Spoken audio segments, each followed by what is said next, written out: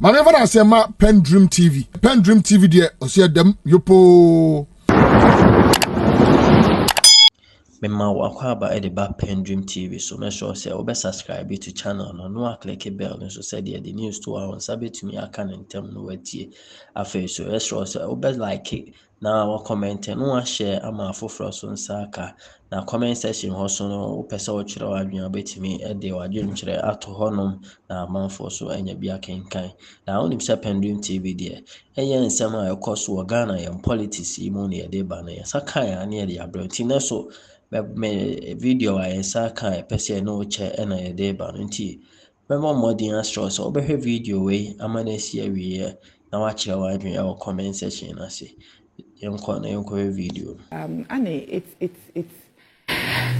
it's a very sad and a very heartbreaking information or expose. When you look at the Scholarship Secretariat or the entity itself was established with one main objective. The objective is to help or support students that were brilliant but were needy. I think that is a very important clause. That you should be brilliant and you should be somebody that is needy. And when we talk about someone who is needy, we all know who that person is. And I'm sure that the framework would have defined what they mean by somebody being needy. It's so surprising and it's shocking that an institution that was built with a clear mandate, with a good intention, has been now converted into a business outlet. I am saying this because it's been revealed with so many complaints from some students that people have to buy the scholarship. Scholarship that is supposed to be for poor people, people who are needy. The rich is now buying the scholarship. So there are instances where there's an allegation that people used £5,000 to buy scholarship that worth £40,000 or to go and study abroad. So you ask yourself, the one who accepted the 5,000, where is that going to? So the Scholarship Secretariat have been bedeviled with corruption, the issue of transparency being lacking or an opaque operation. And I was so surprised that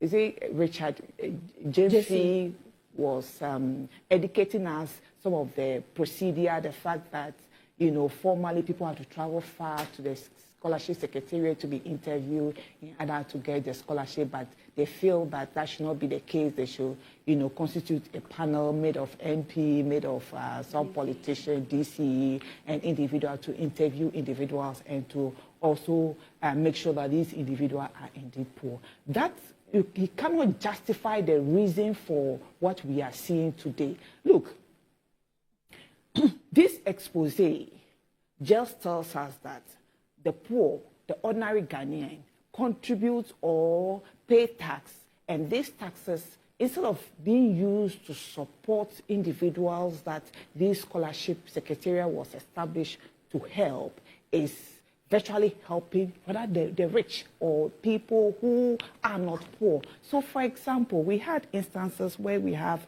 Dr. Akufo-Addo coming up. He's a CEO to a hospital, and he benefited as much as $50,000 to go and study abroad. How can you call somebody who is a CEO as somebody who is needy?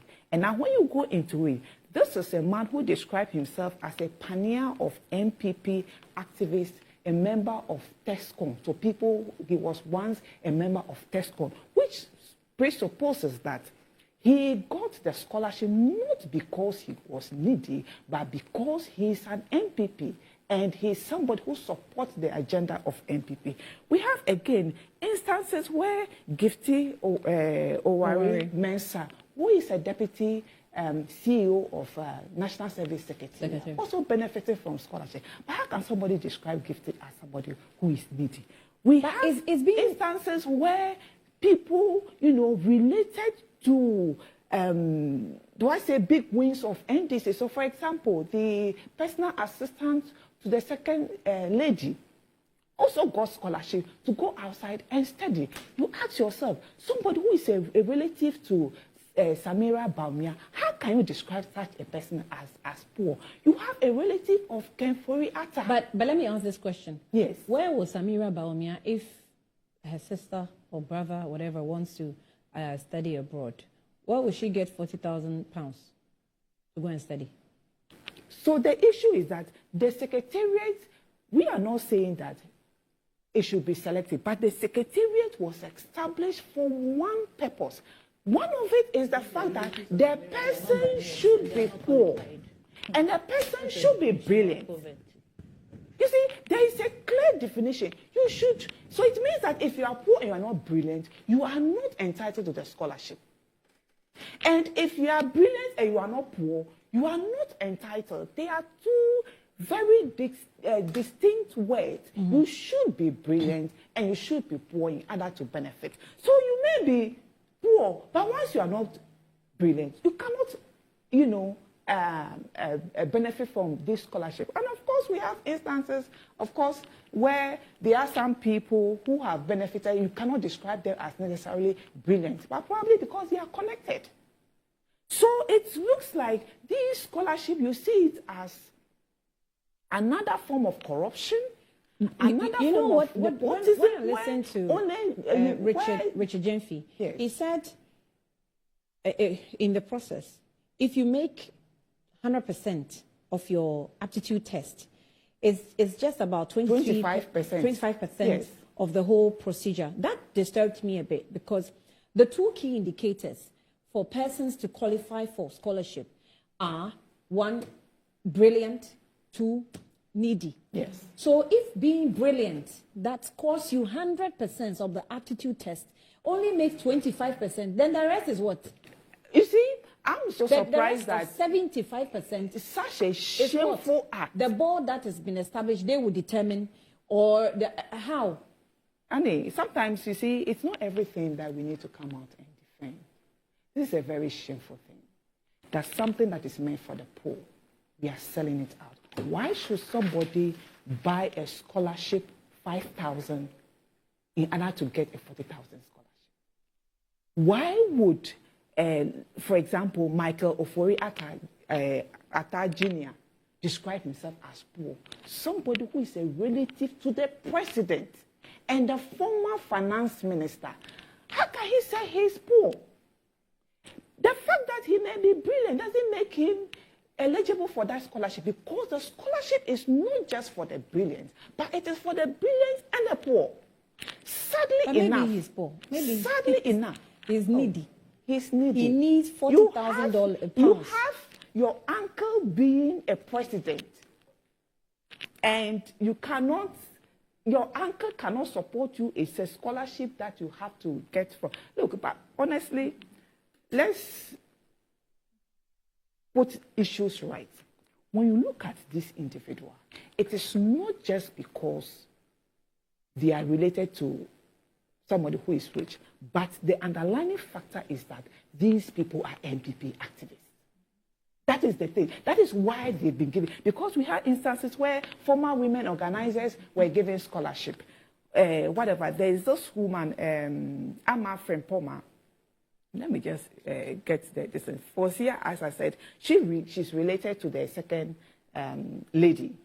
She also got a scholarship of 17,000 to go to UK and study. We have Celestina Amwaku-Atta. She is a youth activist of MPP. She benefited 27,000 Ghana cedis to go and study an MSc program. We had instances where people got to the tune of 28,000 Ghana cedis, 28,000 pounds just to go and study because they are members of MPP. They are members of MPP. So the underlying issue is the fact that the scholarship secretariat is now being run as a second, office of MPP, because people who are benefiting, a large chunk of them seems to be people belonging to the NPP. And if you are not a member of NPP, is Celestina then Mwakata you the daughter of former Minister Mwakata? I guess so. She's not? She's an NPP or she's a relative activist. I'm not too sure of her affiliation, Okay. but she's an NPP activist. And today she's an administrative assistant at Ghana National Petroleum Authority. So again, at a time when even people with PhD are in the house, people with masters are in the house, they cannot find a job. She went to do masters 2019 and came back, and she's employed. Meanwhile, the same finance minister is telling us that if you complete school, do not look to the public sector, look to the private sector. The very private sector that they have collapsed today. He is telling the youth, meanwhile, their people, they are employing them. All I'm just trying to say is that, for me, this is so shameful. This is very unfortunate, because if you are poor, what that means is that you do not have the resources to go and buy scholarship. Let me establish it before I go to Rabi. So, in a case where we find political activists belonging to the government in office benefited from this scheme, what does it mean? You see, Annie, I think as a country, we all need to be sincere to ourselves. Scholarship Secretariat was established for one main objective: support the brilliant and needy. I know previously we had scholarship for cocoa farmers that was supposed to support cocoa farmers' children. Sadly enough, people who had the connection, people who had money, bought this scholarship, and the very people that this scholarship was established for never got it. Scholarship Secretariat is also witnessing the same thing. I think as a country, things like this, we need to say no to them. We cannot pretend that all is well. All is not well. When individuals are lining their pockets because they are using the institution they are working for as a means of enriching themselves. Right. For me, I think that this investigation should not just end on social media, on people just coming out to express their view about the issue, but heads must rule.